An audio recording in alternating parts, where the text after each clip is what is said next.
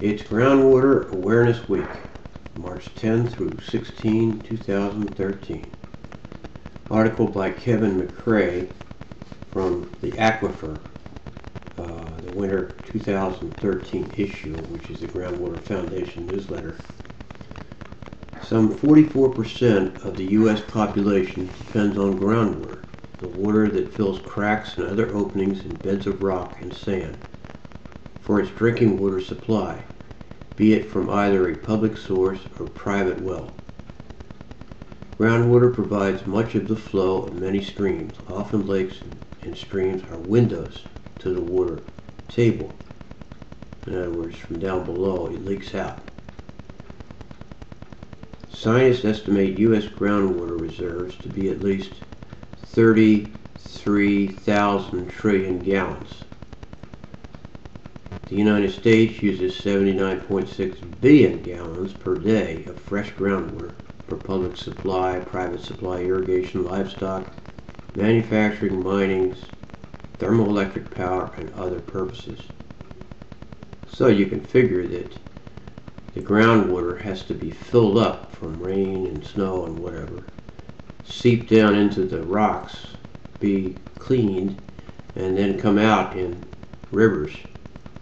And it has to do that enough to make up almost 80 billion gallons. That's 10 of those billions in one of the trillions, and then you can see how it eats into our supply. Irrigation accounts for the largest use of groundwater in the United States, about 67.2% of all the groundwater pumped each day. Now keep in mind that we have groundwater reserves, but a lot of that has become polluted, so we may not have as much as we think. That's why we have a Groundwater Awareness Day. Now they recommend some things that you can do. You can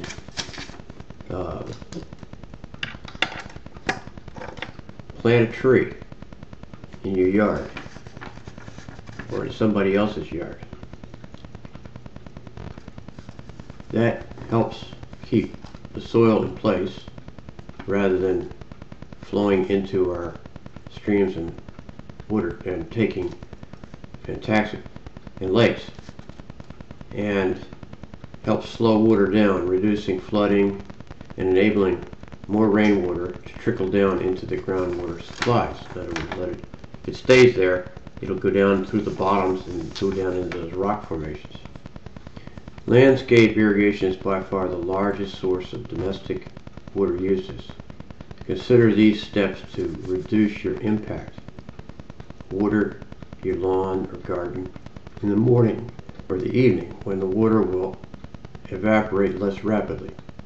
Adjust the sprinklers to avoid the pointless watering of sidewalks or paved areas. Every time you drive down a road or a street and see the water out on the street, you know how much is being wasted. Sweep patios and sidewalks rather than hosing them, which wastes water and carries contaminants into freshwater systems. Limit pesticide use.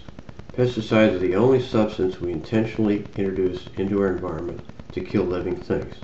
And besides being potentially dangerous to people, pets, and wildlife, they're eventually carried into our freshwater supply. And that stuff doesn't go away. It comes right back out into the rivers, and that makes the pollution. Make sure your hiking gear is free of plant matter when you head out into nature. Seeds of invasive plant species can hit you right on boots. Invasive species can cause many water problems, including absorbing more water than native species and sending erosion and bacteria into rivers and lakes. Volunteer for a stream cleanup or wetland restoration effort.